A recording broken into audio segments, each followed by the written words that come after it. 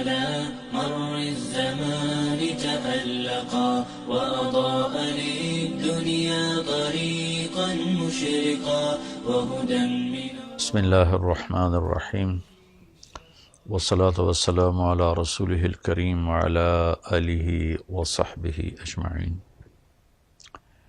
میرے محترم بھائیوں بہنوں دوستوں بچوں بچیوں، ویسے تو ہماری زندگیوں میں سے ایک سال کم ہو گیا اور ہم قبر کے ایک سال اور قریب ہو گئے، دنیا سے ایک سال اور دور ہو گئے، موت کے ایک سال قریب ہو گئے، زندگی سے ایک سال دور ہو گئے۔ اللہ کا شکر ہے ہمارے ہی ساتھ کے پلے پڑے قبروں میں چلے گئے، ہماری سانسیں باقی ہیں، اور وقت ایک بہت بڑا قیمتی سرمایہ ہے۔ تو یہ نیا سال اللہ نے ہمیں دیا ہے، ہم اس کی قدر کریں، ہم اس کی قدر کریں، ہم اس کے اندر کچھ نیکیاں بھر لیں۔ اللہ تعالیٰ نے وقت کو بہت قیمتی بنا کر قرآن میں پیش کیا ہے، اوقات کی قسم اٹھائی ہے، والعصر، خاص طور پر عصر کے وقت کی قسم، اور یہ قرآن کی آخری صورت ہے، اس کے بعد قسم کوئی نہیں، اور قرآن بھی ختم ہو رہا ہے۔ تو ایسے ایک مناسبت سمجھ میں آئی ہے، اللہ کرے گا ٹھیک ہی ہوگی، کہ جیسے عصر کا ٹائم آتا ہے تو دن کے جانے میں ٹائم تھوڑا رہ جاتا ہے، شام اندھیرا آنے میں ٹائم تھوڑا رہ جاتا ہے، تو میرا اللہ آخر قرآن میں یہ قسم اٹھا کے ہمیں کہہ رہا ہے والعصر، عصر کے وقت کی قسم، کہ جیسے عصر کے بعد ٹائم تھوڑا ہے، اس دنیا کا ٹائم بھی باقی تھوڑا ہی رہ گیا ہے، تمہاری زندگیوں کا بھی ٹائم تھوڑا ہی رہ گیا ہے، جو کرنا ہے وہ جلدی جلدی کر لو اور غفلت سے نکل آؤ۔ اور 4 کام بتائے ہیں اللہ تعالیٰ نے والعصر کی قسم اٹھا کر۔ ایک، ایمان لے آؤ، الا الذین آمنوا، شکر ہم ایمان والے ہیں، وعملوا الصالحات، دوسرا اچھے کام کرو، نیک کام کرو، کبیرہ گناہوں سے بچو، ہو جائے توبہ کر لو، ہم کوئی مشین نہیں، اوپر نیچے ہونا انسانی فطرت ہے، ہو جائے گناہ توبہ کر لو، وتواصوا بالحق، ایک دوسرے کو حق کی بات کرو، تبلیغ کرو، جو تبلیغ کا کام، وتواصوا بالصبر، ایک دوسرے کو صبر کی دعوت دو، اس کے لیے تیار کرو۔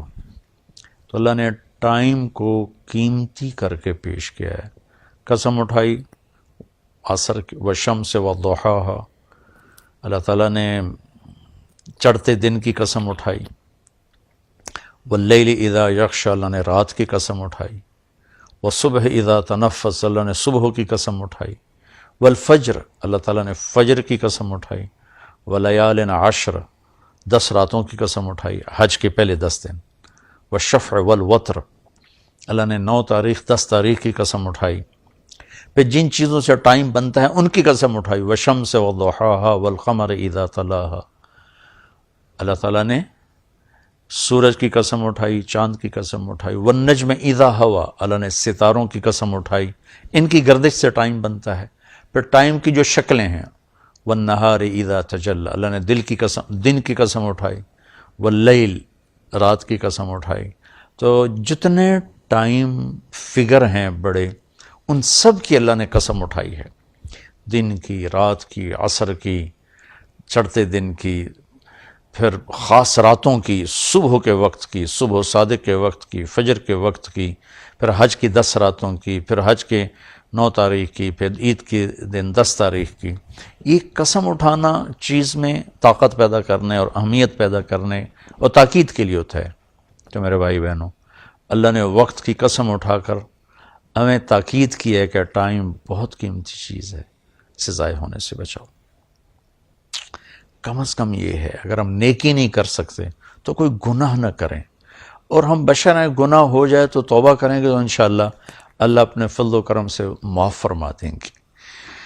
تو نئے سال کا استقبال تو ہونا چاہیے شکر کے ساتھ، لیکن مغرب کی آندھیوں نے ہمارے بہت سے چراغ بجھا دیے، اور ہم بھی اس رات کو اس طرح مناتے ہیں جیسے وہ مناتے ہیں جن کے سامنے نہ جنت ہے نہ جہنم ہے نہ آخرت ہے. وہ تو بیچارے معذور لوگ ہیں، انہیں پتہ ہی کوئی نہیں. یعلمون ظاہرا من الحیات الدنیا وہم عن الآخرۃ ہم غافلون. انہیں آخرت کا پتہ نہیں، صرف یہی دنیا کو جنت بنانے کے چکر میں ہیں تو وہ کر رہے ہیں. لیکن ان کی نقل میں ہماری نسل بھی راتوں کو اٹھ کر 12 بجے کیا کیا کیا کیا نافرمانیاں کرتے ہیں. میں نے چونکہ وہ دور بھی دیکھا ہے، کالج کا دور بھی دیکھا ہے، ان تاریک راہوں پہ کیا کچھ ہوتا ہے وہ بھی دیکھا ہوا ہے. تو میں بہت عرصے سے میں 31 رات کو جاگتا ہوں، ٹھیک 12 بجے میں ایک دم اللہ کی بارگاہ میں سجدے میں گرتا ہوں، نفل پڑھتا ہوں، اور اس وقت میں کہتا ہوں یا اللہ تیرے محبوب کی امت کے جتنے نوجوان یا جتنے بڑے چھوٹے مرد عورت اس وقت نافرمانی کر رہے ہیں تو انہیں اپنے فضل سے معاف فرما دے. یا اللہ مجھے معاف فرما دے کہ میں نے ان کو بتایا نہیں، سمجھایا نہیں. اہل خیر، اہل دین، یہ ان کی ذمہ داری تھی کہ ان کو سمجھاتے، لیکن شیطان نے خلیج حائل کر دی. ہم ان سے متنفر ہو گئے، ان سے نفرت کرنے لگے. نفرت کرنا تو آسان کام ہے، نشہ پلا کے گرانا تو سب کو آتا ہے، مزہ تو تب ہے کہ گرتے کو تھام لے ساقی. ہمارے دینی طبقوں میں جو غفلت میں پڑے ہوئے لوگوں سے نفرت پیدا ہو گئی ہے، اور جو کچھ دین سے زیادہ دور لوگ ہیں ان کے دلوں میں دینداروں کی حقارت اور نفرت پیدا ہو گئی. یہ دونوں ایک طرف چلے گئے ہیں، دو کناروں پر چلے گئے ہیں. بھائی نیا سال ہے، جو لوگ میری بات سن رہے ہیں یقیناً سارے تو نہیں سنیں گے اور سارے پسند بھی نہیں کریں گے، لیکن جنہیں اچھی لگے ان کی خدمت میں گزارش کرتا ہوں کہ آئیے ہم اس نئے سال کو اسی طرح معصوم رکھیں جیسے اللہ نے معصوم ہماری گود میں اسے ڈال دیا ہے. ہم اس میں آپس کی نفرت سے بچیں، فرقہ واریت سے بچیں، دھوکے سے، فراڈ سے بچیں، جھوٹ سے بچیں، ظلم و ستم سے بچیں، چوری ڈاکے، زنا، شراب، جوئے سے بچیں، رشوت سے بچیں، سود سے بچیں، کھوٹ سے بچیں، ماں باپ کی نافرمانی سے بچیں، رشتہ داروں کے ساتھ لڑائی جھگڑوں سے بچیں. آپس کی لڑائیاں ختم کریں. کسی سے ناراض ہیں صلح کر لیں، کسی سے نفرت ہے اپنے دل کو دھو لیں، صاف کر لیں. کسی کا بغض ہے صاف کر دیں. کسی نے زیادتی کی ہے معاف کر دیں، ہمارا اللہ بھی ہمیں معاف کرے گا. کسی طرح بھی نفرت روا نہیں ہے. میں بڑے منت سے ہاتھ جوڑ کے ان خطیبوں سے کہتا ہوں جنہوں نے صبح سے شام تک صرف فرقہ واریت کو ہی کہ پھیلانے کو ہی دین سمجھا ہوا ہے، اور کبھی کسی کو کافر بناتے ہیں، کبھی کسی کو کافر بناتے ہیں. اللہ کے واسطے اور بھی دکھ ہیں زمانے میں محبت کے سوا، راحتیں اور بھی ہیں وصل کی راحت کے سوا. دین کے اتنے مضامین ہیں بیان کرنے کو. لوگوں کو مثبت بات بتائیں، لوگوں کو پازیٹیو بات بتائیں، یہ کافر وہ کافر، اس سے نفرت کرو اس سے نفرت کرو. میری تو منت ہی ہے، نہ کارخانے میں طوطی کی کون سنتا ہے، اس بھڑکتی آگ پہ پانی ڈالنا میرے بس میں تو ہے نہیں، لیکن میں اللہ چاہے گا تو کر دے گا. تو لیکن جو ہماری نوجوان نسل ہے ان سے تو میں ضرور کہوں گا کہ بچوں مسلمان بن کے چلو، امت بن کے چلو. تم کسی سے متاثر ہو، تم کسی عقیدے پر ہو، تم کسی نہج مسلک مذہب پر ہو، اس پہ باقی رہو، لیکن اوروں کو جگہ دو، اللہ کے واسطے جگہ دو. صرف ہم ہی مسلمان ہیں، باقی سب کافر ہیں. ان چیزوں سے واپس آ جاؤ. اس میں تمہیں تباہی کے سوا کچھ بھی نہیں ملے گا. میں نے دنیا پھری ہے، تاریخ پڑھی ہے. میں خون کے آنسو روتا ہوں جب مذہب کے نام پہ نفرت کی آگ کو بھڑکتا دیکھتا ہوں، سیاست کے نام پہ قتل و غارت دیکھتا ہوں. درد اٹھتا ہے، ایک ہوک سی دل میں اٹھتی ہے، ایک درد جگر میں ہوتا ہے.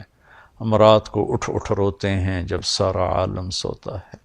کسی کہنے والے نے کہا میں نے تو نقل کیا ہے، میں تو ان لوگوں میں نہیں ہوں جو رات کو اٹھ اٹھ روتے ہیں. البتہ دکھ ضرور لیے پھرتا ہوں کہ کاش امت کے اندر محبت ہو، پیار ہو۔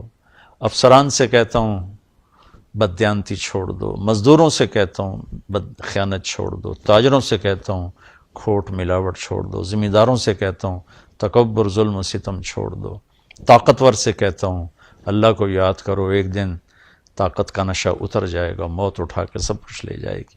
چور ڈاکوؤں سے کہتا ہوں ہمارے ہی بچے ہو، ہمارے ہی بھائی ہو، آ جاؤ ہم مل کے توبہ کریں۔ فضیل بن عیاض بہت بڑے ڈاکو تھے، ان پورا عراق ان کے نام سے تھر تھراتا تھا اور کانپتا تھا، لیکن جب توبہ کی تو ایسے بڑے ولایت کے مقام پر پہنچے کہ اس زمانے کے سارے اولیاء کرام ان کے سامنے گھٹنے ٹیک گئے۔ ڈاکو سے اتنے بڑے مقام پر پہنچے، بادشاہ وقت بھی ان کے سامنے بیٹھ کر کانپتے تھے، یا لوگ ان کے ظلم و ستم سے کانپتے تھے، یا پھر ان کی ہیبت اور معرفت الہی اور محبت اللہ کی اور دین کا مقام جو ملا، یا پھر اس سے لوگ ایسے کانپتے۔ ہارون رشید جیسا جابر بادشاہ عطیات کی شکل میں ان کے سامنے بیٹھتا تھا۔ اپنے ہی وہ سب یہ غلط راستے ہیں، ظلم و ستم کا راستہ کبھی سکھ کا راستہ نہیں ہے۔ ممکن ہے آپ اپنی طاقت کے بلبوتے اور اپنے باڈی گارڈز پر 4 دن زندہ رہ جاؤ، لیکن آخر موت تو آئے گی نا۔ پھر قبر میں بہت خوفناک کام شروع ہو جائے گا کہ ظالم کے لیے زمین بہت تنگ ہو جاتی ہے۔ تو اب ہمارے بچے ہو، ہماری نسل ہو، میں تو تمہارے لیے بھی اتنا ہی درد رکھتا ہوں، چونکہ ہمارا ہی بچہ بگڑا ہوا ہے۔ مائیں تو ڈاکو نہیں جنتی، مائیں تو چور نہیں جنتی، مائیں تو کسی کو ظالم نہیں جنتی۔ ماحول معاشرہ ان کے ساتھ وہ چال چلتا ہے کہ کوئی کیا بن جاتا ہے، کوئی کیا بن جاتا ہے۔ حکمرانوں سے کہتا ہوں رحم دل بنو، ظلم و زیادتی سے بچو۔ تمام طبقات سے کہتا ہوں صدق و امانت، سچائی اور دیانتداری، 2 کام اپنے نبی کے ہم لے لیں، ایک سچ بولنا، ایک دیانتداری۔ ایک ہم جھوٹ نہ بولیں، ایک ہم دھوکہ نہ دیں، تمہارا سارا ملک جنت کا ٹکڑا بن جائے گا۔ بجلیوں کے بہتر ہونا بھی ہماری ضرورت ہے، اور چیزوں کا سستا ہونا بھی ہماری ضرورت ہے، لیکن اس سب سے زیادہ ضرورت ہے کہ ہمارے دیش میں سچائی ہو اور دیانتداری ہو۔ کھوٹ ملاوٹ کرنے والوں سے کہتا ہوں اللہ کے واسطے یہ ظلم و ستم نہ ڈھاؤ، اس کا بہت بڑا وبال دیکھنا پڑے گا۔ اور حکومت سے تعاون کریں، حکومت ہمارے ساتھ تعاون کرے، ہم حکمران ناجائز ٹیکس نہ لگائیں جس سے لوگوں کی کمر ٹوٹ جائے۔ تاجروں سے کہتا ہوں ٹیکس بچانے کے لیے چوری نہ کرو، جھوٹ نہ بولو، 2 رجسٹر نہ بناؤ، حکومت کو ٹیکس پورا دو۔ مجھے یقین ہے یہ صدقے کا ثواب لکھا جائے گا، اور میں نہیں سمجھتا ہوں کہ ٹیکس چورانا جائز ہے۔ اگر یہ آپ کو فتویٰ دیتا ہے ٹھیک ہے، میرے سر ماتھے پر اختلاف رائے ہے، لیکن میری رائے میں ٹیکس بچانے کے لیے جھوٹ بولنا یہ اتنا ہی جھوٹ ہے جتنا کسی اور چیز کے لیے جھوٹ بولنا ہے۔ تو چند پیسوں کے لیے جھوٹ نہ بولیں، اپنے حکومت کی مدد کریں، ہم ان کو ٹیکس دیں۔ حکمرانوں سے کہتے ہیں ایسا ظالم ٹیکس نہ لگائیں کہ لوگ جھوٹ بولنے پر مجبور ہو جائیں اور ان کی کمر ٹوٹ جائے۔ تو اللہ تعالیٰ ہمارا یہ سال خیر و برکت کا بنا دے، اچھا بنا دے، ایک دوسرے سے پیار محبت کی فضا قائم کریں، عبادات میں نماز بالکل نہ چھوڑیں۔ یہ میرا پیغام ہے۔ اللہ تعالیٰ مجھے آپ کو سب کو اپنے دین کی، دنیا کی، اس ملک کی حفاظت کے لیے استعمال فرمائے اور ہم سے راضی ہو جائے۔ السلام علیکم ورحمۃ اللہ وبرکاتہ۔ نور على مر الزمان تألقا وأضاء للدنيا طريقا مشرقا وهدى من